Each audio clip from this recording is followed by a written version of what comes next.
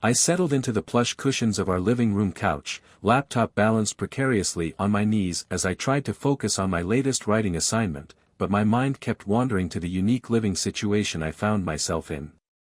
Our apartment was different, to say the least. 5 of us shared this space, and let me tell you, it was anything but ordinary. There was Jake, our resident bartender and aspiring musician. With his tousled dark hair and tattoo sleeve, he exuded a magnetic charm that drew people in like moths to a flame. Then there was Alexis, our edgy graphic designer with her platinum blonde pixie cut and an arsenal of witty comebacks. Tom and Mark rounded out our core group. Tom, the tech whiz with a surprisingly passionate side beneath his logical exterior, and Mark, our advertising guru, always ready with a smooth line or a comforting word. But that wasn't all.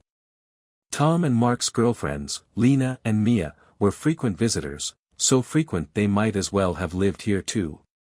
Lena, with her fiery red hair and daring fashion choices, worked as a stylist and part-time model. She was always up for anything, often the instigator of our wilder escapades. Mia, on the other hand, was a personal trainer with a body that could make Greek statues jealous. Her infectious energy and loyalty made her a cornerstone of our unconventional family. Now, here's where things got interesting. Our apartment wasn't just a living space, it was a hub of sexual exploration and adventurous encounters. The boundaries we pushed would make most people's heads spin. Jake and Alexis, both single, were free agents in our little ecosystem. They'd hook up with each other, with visitors, sometimes even joining in on group activities. But Tom and Mark, they had an understanding with their girlfriends. Lena and Mia were open to playing with each other or watching the action unfold, but when it came to the guys, they stuck to their respective boyfriends. It was a delicate balance, a dance of desire and respect that somehow worked for all of us. I found myself in a unique position as both participant and observer. My curiosity as a writer often had me taking mental notes, trying to understand the intricacies of our dynamics. How did we manage to navigate these complicated waters without drowning in jealousy or hurt feelings? There were nights when the living room transformed into a stage for our uninhibited explorations. I'd watch as Lena and Mia engaged in a passionate embrace, their boyfriends looking on with a mix of awe and fun, or I'd find myself caught up in a tangle of limbs, Jake's talented hands exploring my body while Alexis whispered encouragements in my ear. I remember the first time Jake introduced me to the experience like it was yesterday. It was a few months ago, and the memory still sends shivers down my spine. "Come on, Sam, live a little," Jake had said with that mischievous grin of his. I was hesitant at first, but curiosity got the better of me. The room was dimly lit, almost hazy, the air felt thick with anticipation and the faint scent of sweat and arousal. I could hear muffled voices and shuffling on the other side of the wall, faceless strangers waiting for what was to come. As I approached the hole, my heart raced. The anonymity was both terrifying and exhilarating. I couldn't see who was on the other side, and they couldn't see me. It was just pure, raw intimacy. The experience was unlike anything I'd ever felt before, the touch of unknown hands, the sounds of pleasure, the rush of adrenaline. It awakened something in me I didn't know existed. That night marked a turning point in my sexual journey, opening my eyes to a world of possibilities I'd only dreamed of before. Fast forward to today, and I'm sitting in our apartment's living room, lost in thought about that night, when Tom and Lena corner me. "Hey, Sam," Tom says, a glint in his eye. "Remember the glory hole?" I nod, feeling a mix of excitement and curiosity bubbling up inside me. Lena's practically bouncing on her toes. "We've got an idea," she says, her voice brimming with enthusiasm. Tom looks at me, his voice thick with promise. "How about we relive that experience, but this time with a twist?" I raise an eyebrow, intrigued. "What kind of twist?" Lena's the one who answers, her eyes sparkling. "We found this place. It's perfect, more private, more intense." I can see Tom fidgeting slightly, a mix of nervousness and anticipation in his demeanor. It's clear this is pushing his boundaries too, but there's an undercurrent of excitement in his voice that he can't quite hide. Before I know it, we're piling into Tom's car, the energy is electric as we chat, our conversation ping-ponging between what we might encounter and how we'll handle different scenarios. So, how exactly are we going to switch between, you know? I asked, gesturing vaguely. Tom chuckles. We've got it all planned out, trust us. As we drive through unfamiliar streets, the anticipation builds. The night air feels charged with possibility, and I can feel my heart racing with each turn we take. Finally, we pull up to a small, unassuming building. The facade is discreet, with tinted windows and a simple sign that reads, Adult Novelties. We step out of the car, and I take a deep breath. This is it. As we walk in, my eyes scan the room. There are a few customers browsing shelves stocked with various toys and DVDs.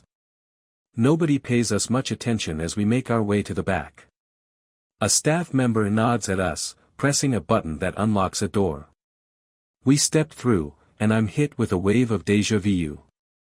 The back room is small, with a few chairs scattered about.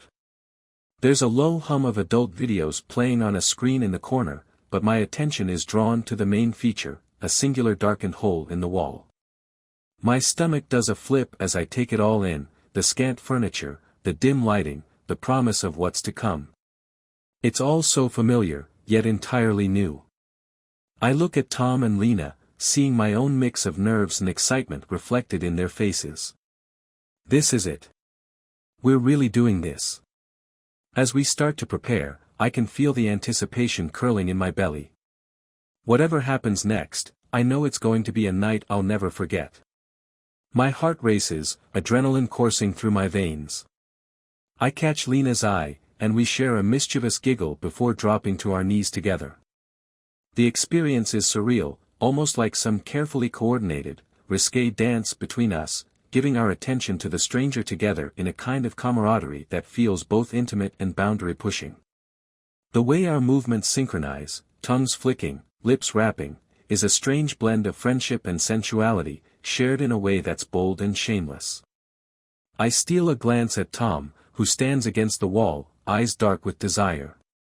His gaze flickers between us and the mystery man on the other side, a mix of possessiveness and lust in his expression that sends a thrill through me.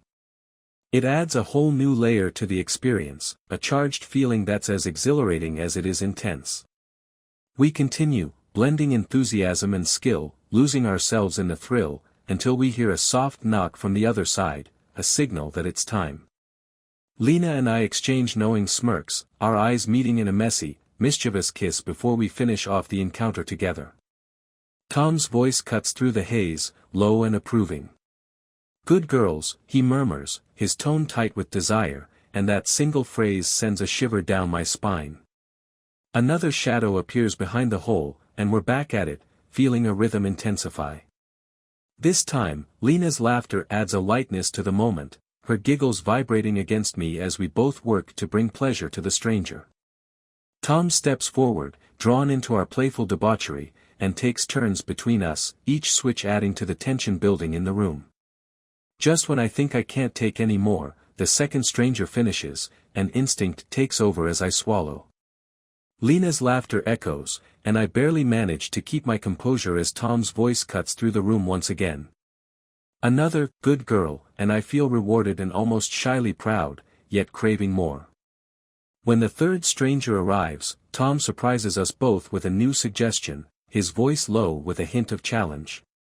Let him end with you, he directs Lena, his gaze locking with hers. She raises her eyebrows, a flash of surprise mixed with excitement lighting up her face. Without hesitation, she accepts, moving smoothly into position.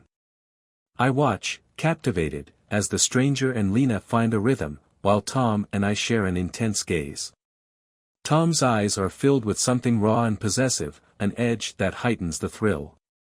Each movement, every sound, builds a crescendo in the room, a heady mix of tension and release as we lose ourselves in the experience. The stranger finishes, and Tom's eyes are locked on Lena. He leans in, cleaning her tenderly, each gesture intimate and unfiltered. It's raw, vulnerable, and I feel a strange swell of admiration and awe. Lena's body trembles in his hands, and I realize we've crossed a line that can't be uncrossed. This is more than thrill-seeking, it's connection and trust in its purest form. The drive home is quiet, an unspoken understanding settling over us. There's a tension in the air, something unsaid but felt deeply by all of us.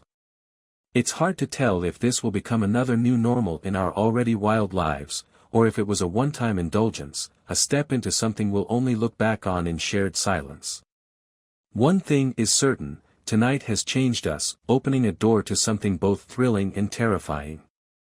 What comes next, only time will tell.